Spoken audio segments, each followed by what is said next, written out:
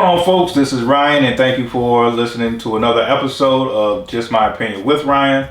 If this is your first time, please hit that like and subscribe button. I would truly appreciate it.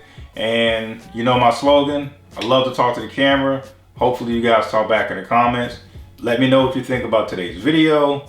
Do you have any recommendations for other TV shows or movies I should be getting into? I'm open to just about any genre. Hit me up. Let's have a dialogue, all right? So without any further ado, I want to talk about the Netflix series called All of Us Are Dead. And yeah, shoot, the only way I could describe it is these zombies here, these zombies are built different. Whatever type of virus is taking place in this series, that virus is built different. Every zombie, and so it's just different. And before I go into like the plot summary and the storylines of all that, let me give you a quick example of how these zombies are built different. Well, yeah, at least do some comparison, right? Walking Dead is what was one of my favorite shows. I think they went over a few seasons too long for me. But Walking Dead, you clearly got the zombies who are slowly walking upon you. There's no type of surprise. You can see a zombie walking at you 30 miles away. Go ahead and handle your business, either run away or you can go ahead and just stab it real quick. There's no real threat there unless there's just a huge horde of zombies as far as The Walking Dead. Then you have Dawn of the Dead, the 2004 version with Ving Rhames is the more specific version that I'm talking about. That version, those zombies is running at you like Usain Bolt. They trying to get the gold, and the gold is your flesh.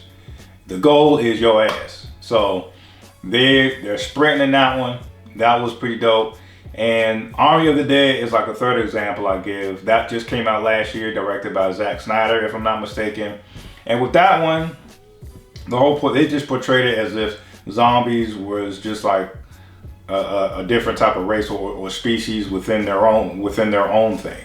Like they literally had like their way of doing business. I mean, their way of just communicating with each other.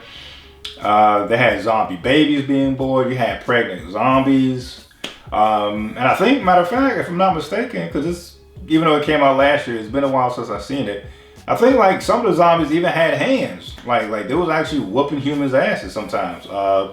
For example, see Omari Hardwick versus the Zombie King, or pretty much the alpha zombie in that movie. Omari Hardwick had to learn the hard way. So even though, so despite all those examples, yeah, all of Us Are Dead has kind of like a little bit of all that just mixed into this one.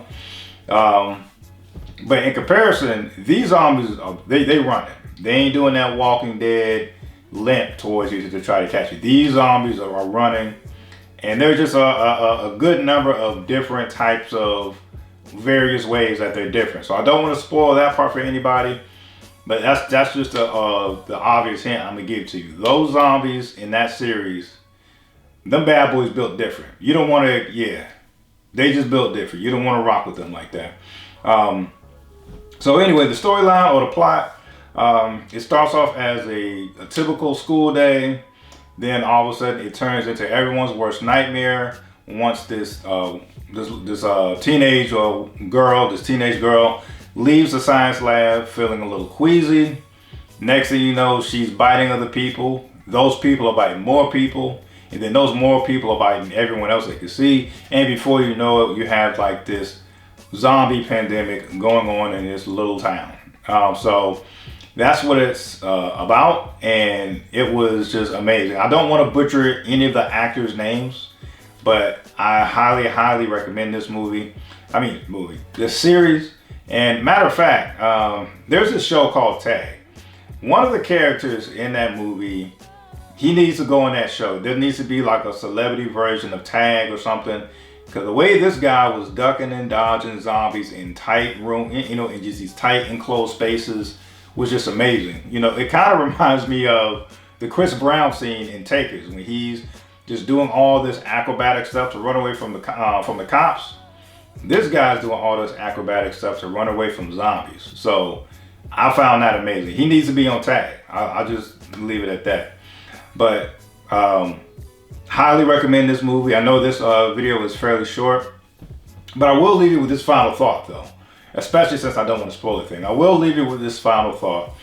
I skimmed an article or browsed through an article, and it was talking about like how Squid Games will hopefully open doors or has opened doors for more Asian horror films or Asian horror series within the Netflix platform.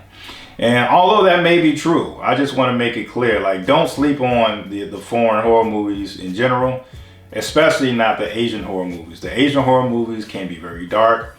You're not always going to get the happy ending that you're expecting in those Asian horror movies. And yes, although it may be true that Squid Game is opening the doors for other possibilities, Asian movies and Asian series or whatever, whatever the horror genre is, whether it's a series or a movie, Asian horror anything has been dope. Two quick examples: Trains of Busan. I highly recommend you see that one, and also The Grudge. I know you all may be familiar with The Grudge that hit the United States here, but no, the original Grudge was actually created in 2002, and it was a Japanese horror film. But it did so well, and the idea was so unique that America wanted to bring it over and Americanize it, if you will. So that's what I'm gonna leave you with. I highly recommend this, especially if you're a horror fan, especially if you are into the zombie apocalypse thing. Definitely recommend this series to go check out. This is my opinion. Love or hate it. This is my opinion. Peace.